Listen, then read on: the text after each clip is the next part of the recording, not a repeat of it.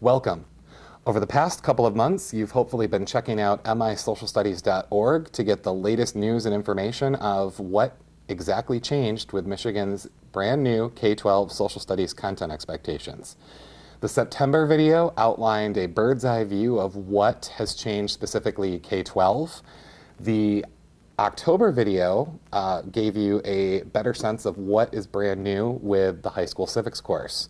This month, we're here and we're talking with Dr. Tamara Shreiner, who I'll introduce in just a moment, to talk a little bit more about what happened and what changed with the middle school world history and geography courses, as well as the high school world history and geography course. As I said, I'm joined here today by Dr. Tamara Shreiner, who is a member of the writing team and continues to serve on the professional learning committee.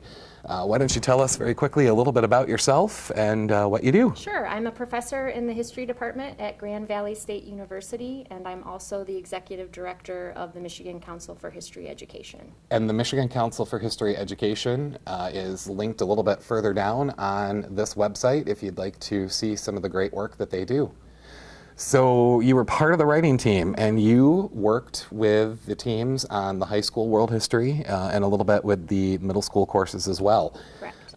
I think one thing the state was preparing for throughout this whole process was a change in the 6th and 7th grade.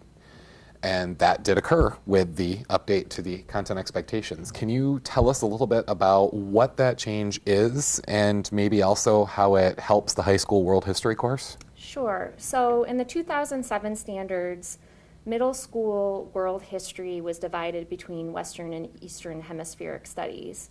Now it's 6th grade world geography, and then in 7th grade, students study world history during the first 3 eras of world history, which goes to roughly about 300 CE or Common Era.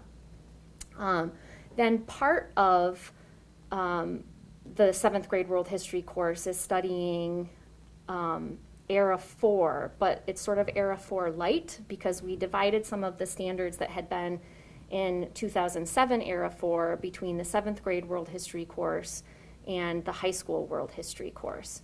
So there are a couple of reasons for making the changes that we did.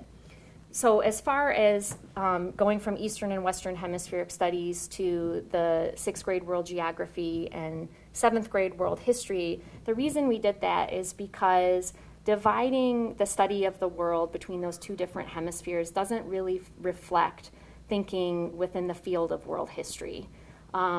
It doesn't allow students to see the way that global patterns and processes were playing out throughout the world when they're just focusing in on one hemisphere. As far as the Era 4 content that is in the 7th grade world history course, we were really faced with this dilemma because world history teachers had been saying with the 2007 standards that there was too much content to teach. Yet when you're teaching 7th graders, you also have to have the room to be able to teach them the content and the reading and writing skills that go along with world history. So we decided that we would take some content from Era 4 and put it into the 7th grade world history class. And the content that we chose is really a way for them to see how the big patterns that they study in eras 1 through 3, the increasing interactions, cultural diffusion, the rise and fall of different complex societies throughout the world, the way that those patterns were playing out in different regions of the world. So they can study Africa, they can study Eurasia, and they can study the Americas to think about what was happening there during that era, on the eve of the great global convergence where the 2 hemispheres will come together and everything will change. So let's focus in for a minute on that high school world history course. I noticed in the 2007 standards you had these big standards and then big bullet points underneath, like they were huge. And now in looking at them, it's not just the size of the standards, but the overall number everything seems to have shrunk a little bit. Yeah, so what we did to make that happen, so one of the problems that teachers had with the 2007 standards was they just felt that there was too much content to teach. But there were really great things about the 2007 standards that we wanted to maintain. One was that they had students studying the global past at different scales. So at the global scale, and then the interregional or comparative scales, and then at the regional scale. But what that created was a lot of content. So what we decided to do on the writing team was to move the regional standards, most of the regional standards, into examples, which would give teachers some choice as to what they would teach in order to help students understand the way that those large global patterns were looking at, from a regional standpoint. In some cases, we couldn't move all of the example or the regional standards into the examples because they were too important to the large historical narrative to, I don't want to, maybe not sideline into the examples, but to not make part of the main content standards. So those we added into the standards themselves. So one example of that is in Era 4 for the high school world history class. There is a new interregional standard that is focused on the Americas that had previously been in the examples, and we moved it into the interregional and comparative standards to make sure that that was something that was addressed in the world history course. Another thing that we did was look for redundancies in the 2007 content standards. There weren't a whole lot of those, but we really carefully sifted through all of the verbiage to make sure that we were catching any redundancies and removing those. And there were also some long lists of bullet points that we either moved into the examples or moved into the content standards themselves. The end result of that appears to be content expectations that are about a sentence in length with some really robust examples may include but are not limited to. Right, to give teachers choice based on their students' interests, the teacher's expertise, and the needs of their students. So another question that has come up frequently is what happened to Era 8? There used to be, if you look at the numbering of the standards, you know, you could tell that the ones that started with a 4 generally came from Era 4 and 5 and 6. So there may be some world history teachers out there that are wondering, okay, what happened to the 8s? Because there was some very important content there. Can you tell us a little bit about what took place there? Yep, so that content was not removed from the standards. All we did was restructure the periodization scheme in high school world history. So there's no hard and fast rule to say that there is a new era of world history that's beginning with the Cold War. In fact, many leading world historians, J.R. and William McNeill and Peter Stearns come to mind, don't use 1945 as the starting point of a new world historical era.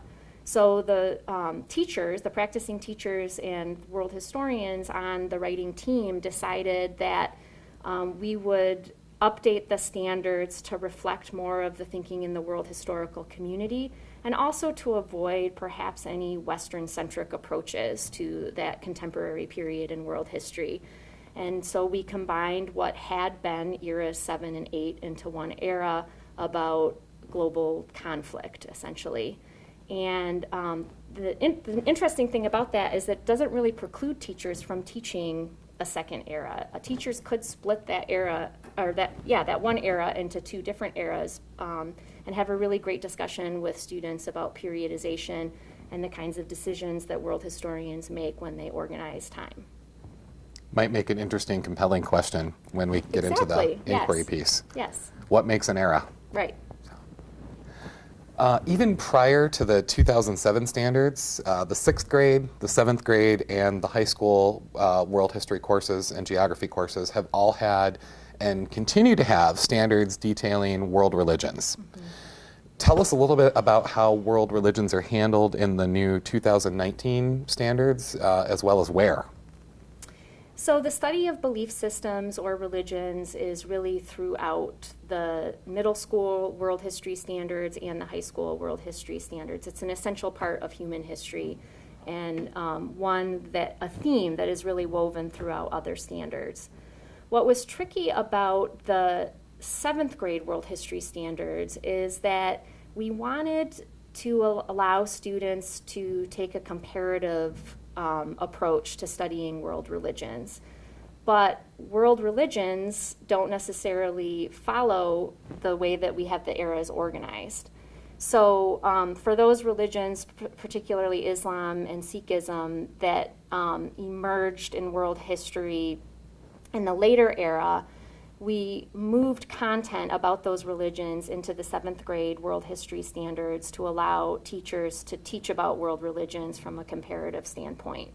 While also trying to put language in there to indicate it's also really important that students understand the chronology, so that it should be pointed out to students that those religions actually came later in world history.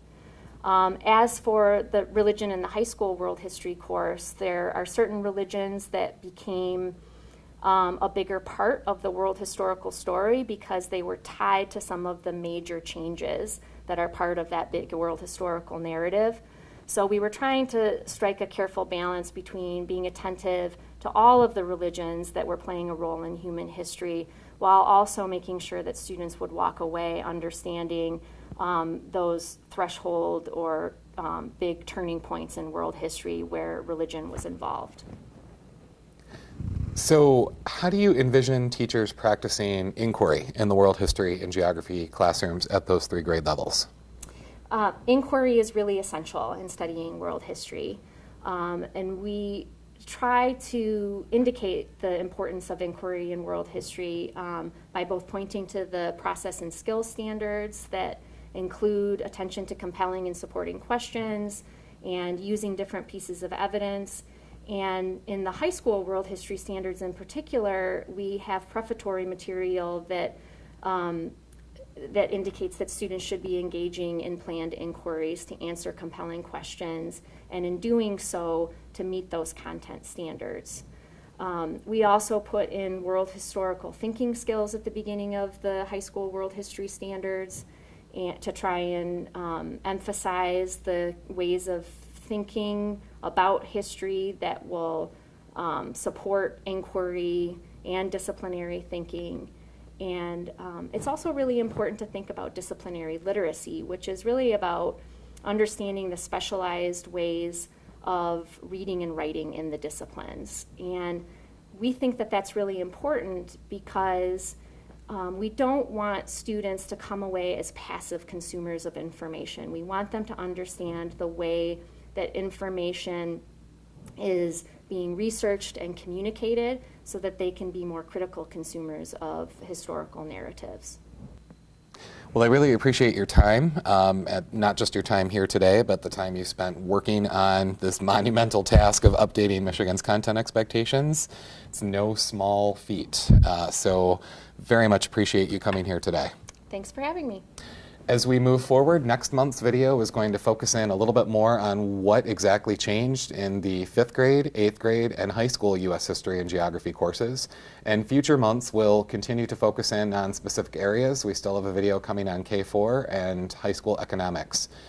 Thank you for joining us, and we will see you here again next month.